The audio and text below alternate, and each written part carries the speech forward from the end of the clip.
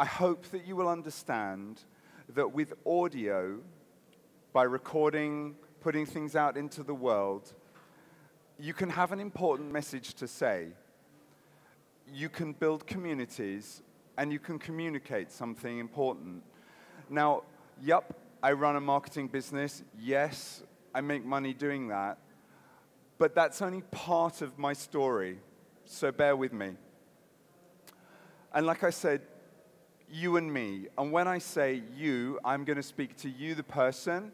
I'm going to speak to you, the business. And I believe we are all homo fabula. Telling stories is who we are and what we do. We all tell stories. If it's at dinners where we talk about our Swedish backgrounds, or if we're out in the pub and we're talking about our favorite soccer teams. Let's put you in the world, first of all. I'm 47, and I guess most of you are all younger than me. In my lifetime, it's gone from being able to, write on a typewriter and cut pieces of news out on a piece of paper and stick them and put them on bits and share them around like school newspapers. It's gone from that to you now having the ability to send a message this instant to go around the globe. These devices are incredibly powerful. And when we have them in our pockets, and when we sit with them on the sofas in the evening, supposedly watching TV with our partners, and we're checking everything else, they are really powerful devices.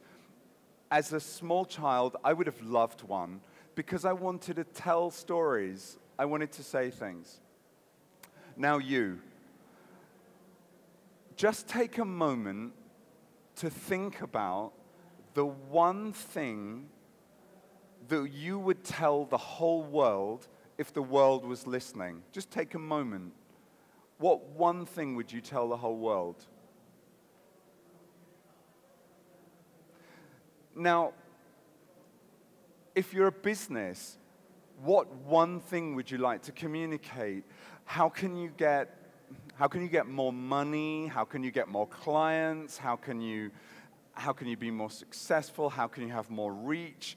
Maybe this is what you as a business want to achieve, and maybe you as a person have something you want to say. I had something to say, but I didn't know it until very late in my life. So let me tell you my story, and I'm going to share my story with you, and then I'm going to link that to podcasting and to business, and the business of you, your personal brand. All of us go on a journey through life. You know the rock band Aerosmith? Dreadful. But there's one line in an Aerosmith song that says, life's a journey, not a destination.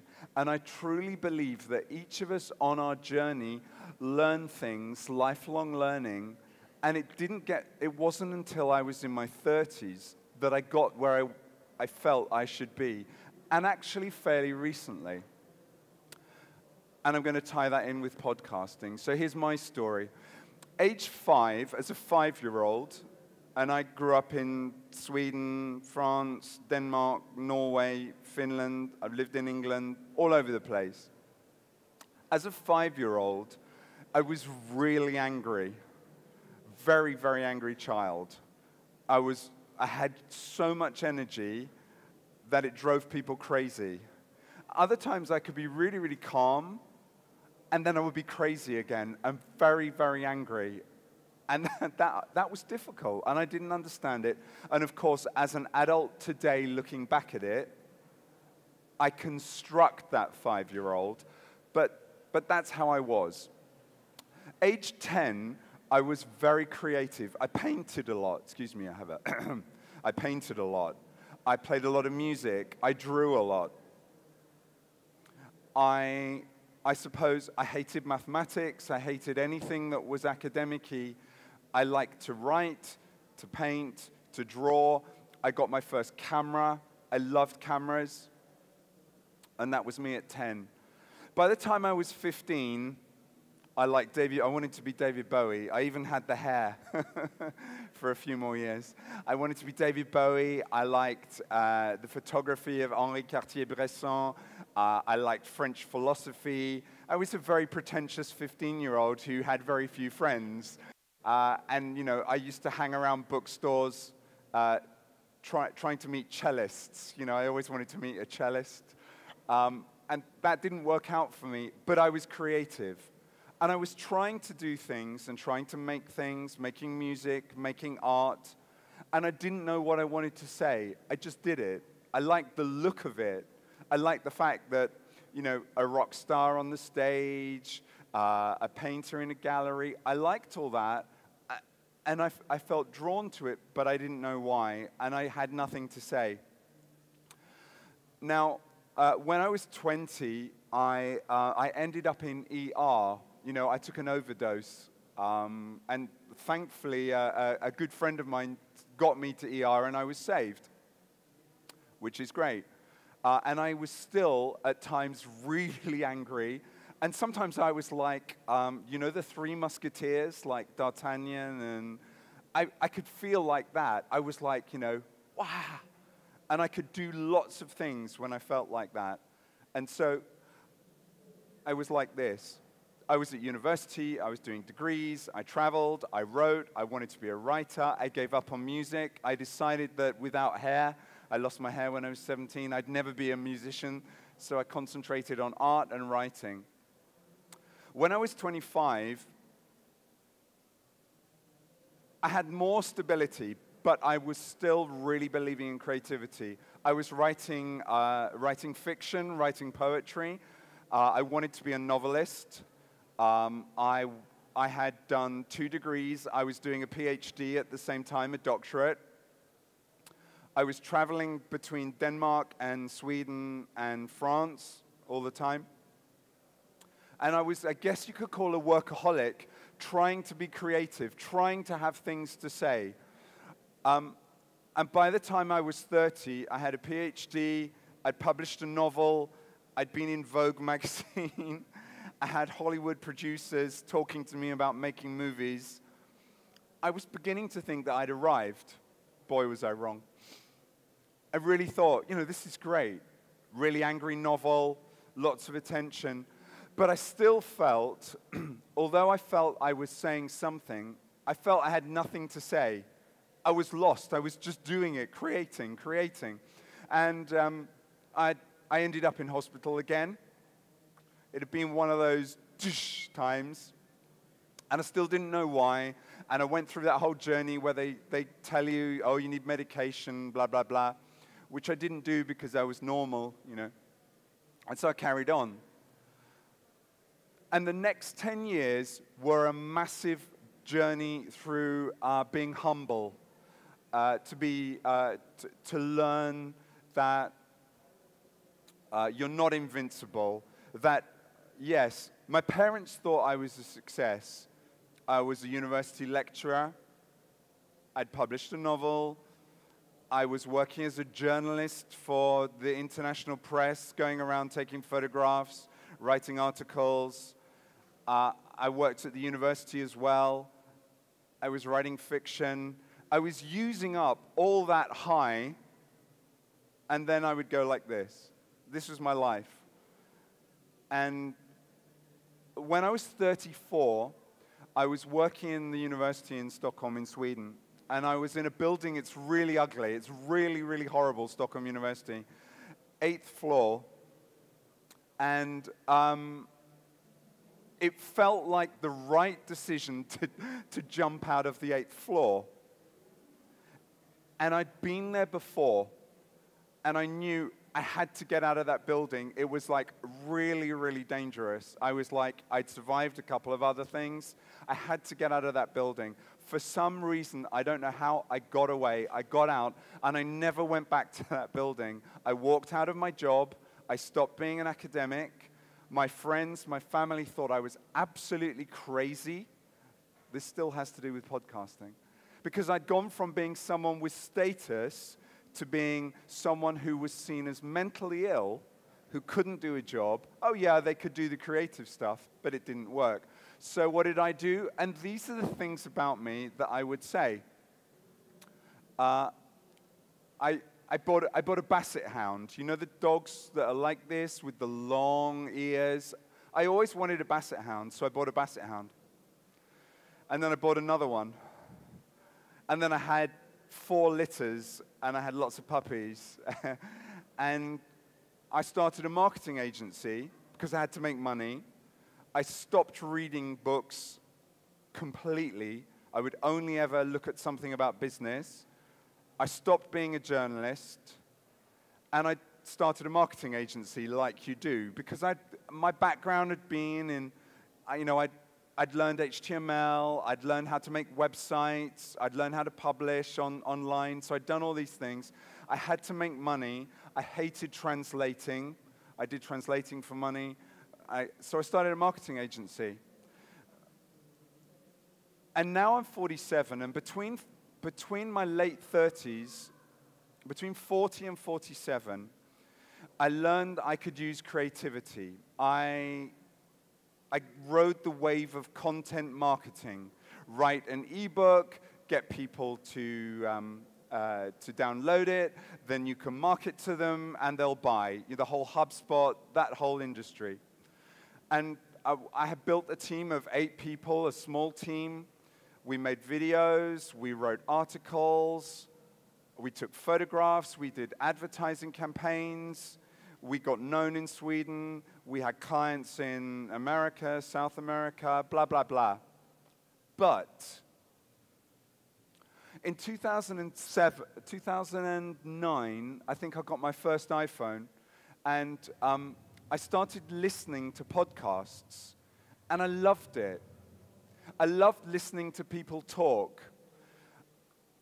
Ever since I was really, really small, I talked a lot. It's what my mom remembers most about me, is being really, I have siblings, being such an early talker. And when I started listening, my immediate reaction was, I need to talk. So I went out and I bought a microphone, and I set up a recording studio in my office with my bassets under the desk, and I started talking about marketing. It was one of the early marketing podcasts, and I got listeners, and people started writing about it, and I got listed on, blah, blah, blah, 20 best podcasts for marketing, blah, blah, blah. And then someone in the UK contacted me and said, I'm a dog trainer. I want to be on TV. Will you make a podcast for me? Because she'd seen my photographs of my dog and had seen me on Facebook. And so I made a podcast with her talking about dogs. We were talking about dogs. She got to be on TV. She got a 2-book deal about dogs. And I started to realize that talking about things that you love can open up markets. And of course, as a marketer, I started thinking, aha, this is it. I've learned that creativity is a big part of it. Let's be creative. I learned that technology is a really, really important part of things.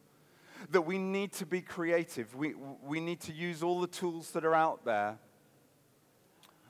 And I realized that podcasts had a huge potential. So with my company, we went around talking to people about, this is what you can do with podcasting. So we went to a Swedish school. I mean, Sweden, hey, Sverige, it's a beautiful place, but we're very small, a bit like Austria. And, we are, but a Swedish school, we said to them, why don't you make a podcast? Because they wanted students from China. They wanted students from Australia. They wanted students from Russia. So we said, make a podcast. Talk about what you love. Talk about education. Talk about skiing. And they did. And in the first year, 65,000 people downloaded it. And they were blown away. They were a small school in Sweden talking about living and doing stuff in Sweden, and sometimes the episode was in Swedish, and sometimes the episode was in English. They did it in Swedish because then the community loved hearing all the news, and they did it in English to get the international story. And we did some marketing hocus pocus so we could see how many people came to the school because of the podcast. And 15 people came that year. And each one of them was worth 8 million Swedish crowns. They had to pay a lot of money to go there. So 14, 15 students at 8 million Swedish crowns for that year. They covered their marketing budget with the podcast. A New York Times, I can't say because of a non-disclosure agreement, a New York Times writer contacted me and said, I really love what you're doing. Will you write a book for me, but write it as me? I listened to your marketing podcast. Okay, I'll do that. So we wrote a book for, my colleague and I wrote a book for her. We had the Swedish military came to us and said, can we do something with podcasting? So we talked to them. So it was all about business, and I could see that this was working, and it helped me build a business. In many respects, because of podcasting, you know, I got to be here today. You know, I'm not the Washington Post. I'm not Lego. I'm not the Times. I'm not the Economist. I'm just a small nobody from Sweden with basset hounds under my desk running a small 8-person team.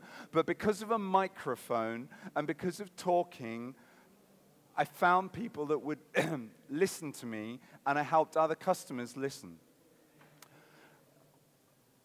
In 2015, I started getting emails from people, actually, usually from America, saying, "Hi, John. We'd love to be on your show and talk about blah, blah, blah." It got to the point where 4 or 5 times a week, people wanted to be on the show, not because I was on it, but because they wanted to promote themselves. And I realized that podcasting was becoming the big thing for businesses. More and more people started listening.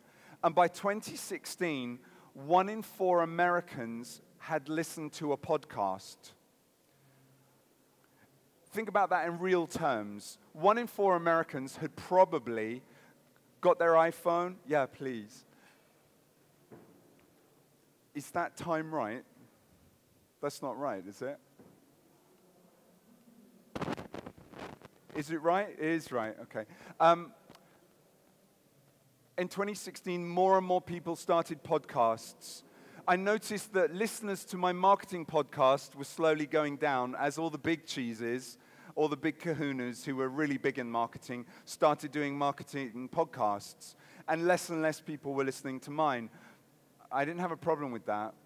I'd already done dog podcasting with a British client, but that's where businesses are. It's because if you're in someone's phone and you're in their headphones, you hear their voice. If you listen to me once a week, every week, if we bump into each other at a conference, you'll be like, "Hi, John, how's it going? You know, how are the dogs?"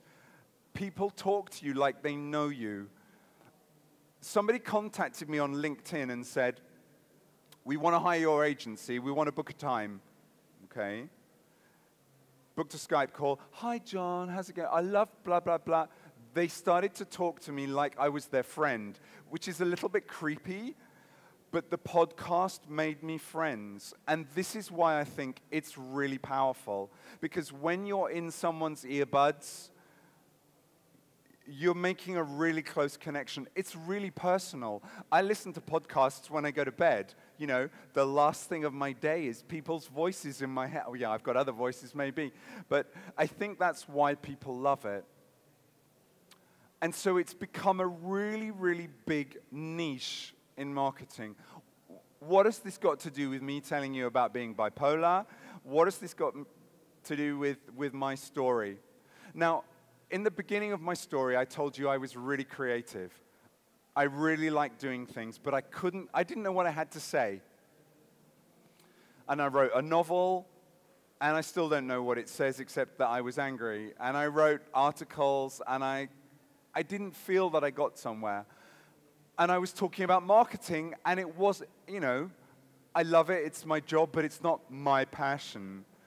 What do I love talking about? I like talking about Basset Hounds, but my biggest love, Basset Hounds, Liverpool Football Club, Liverpool FC. I don't have a tattoo, but here it would be like a dog paw and Liverpool. And I started hanging out on Twitter with other Liverpool fans, and I started hanging out with people that were podcasting about Liverpool. And I just talked to them, and I phoned in a question, and then they said, would you like to be a guest? Yeah, and they said to me, God, your audio quality is really good. Yeah, I've been podcasting for 5 or 6 years. I've got a studio. Oh, would you like to have a show? And in the last 2 years, I started podcasting about Liverpool every week. Marketing podcast, 1,000 listeners an episode if I'm lucky, which is great. Liverpool podcast, 80,000 listeners an episode, which is kind of scary, actually. It's part of a network. And I realized, whoa, I was talking about what I was loving. And do you know what? The best marketing for my company was not talking about marketing, was not writing ebooks, was not doing videos to answer the question, how to be a great marketer. The best way to market my company was to talk about Liverpool Football Club.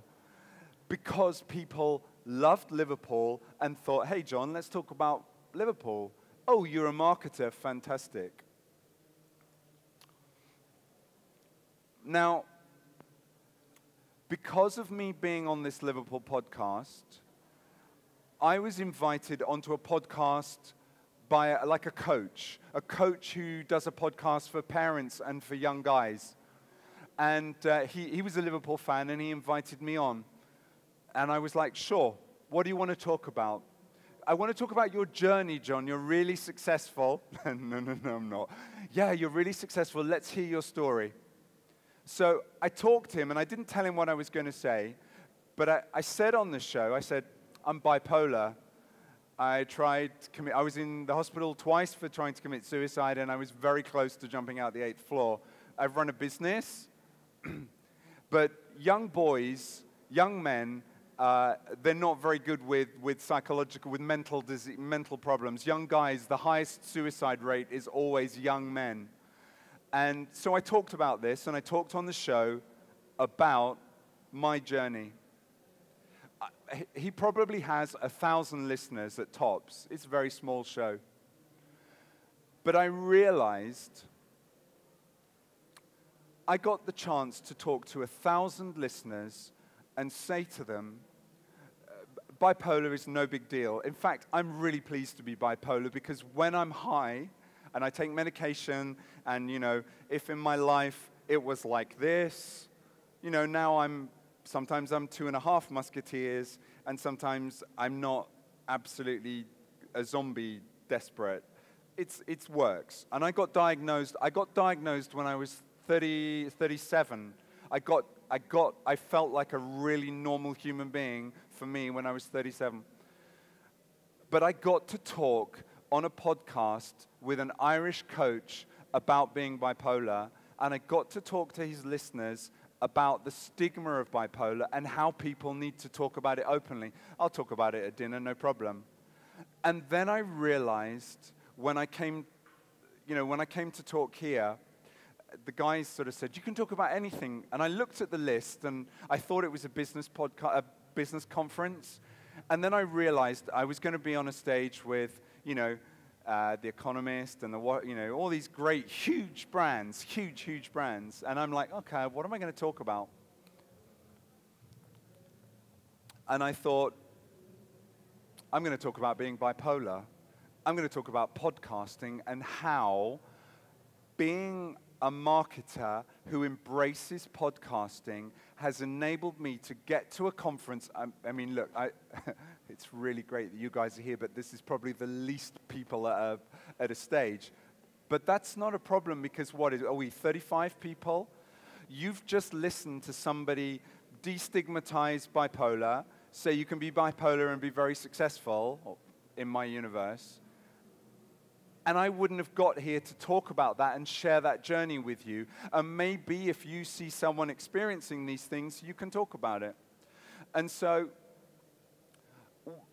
what do each of you have to say that's really important? Yup, you might love working with law. You might like working with, advertising campaigns. You might try and sell widgets to the French. But maybe you have something in your life that you desperately, if you ask yourself, you would like to tell people, whether it's 10 people or 100 people or 100,000 people or 1 million customers buy your product.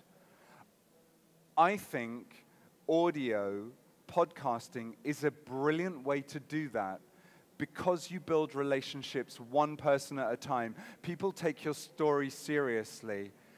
And if you've got something to say, you can do it from your bedroom with a microphone and a Mac or a PC. We're living in a time in our lives where you can publish to the world. Most of you are younger than me. If I'd had the technology at 15, maybe I wouldn't have been a David Bowie wannabe. Maybe I'd have been talking about something important, maybe not. And my recipe for success would be this. Don't necessarily talk about what you want to sell. Talk about what is important to you. Listen to people. Dare to be creative. Everyone in podcasting now is doing the same. They invite the same people who come on the same shows, who talk about the same crap, who try and sell the same crap.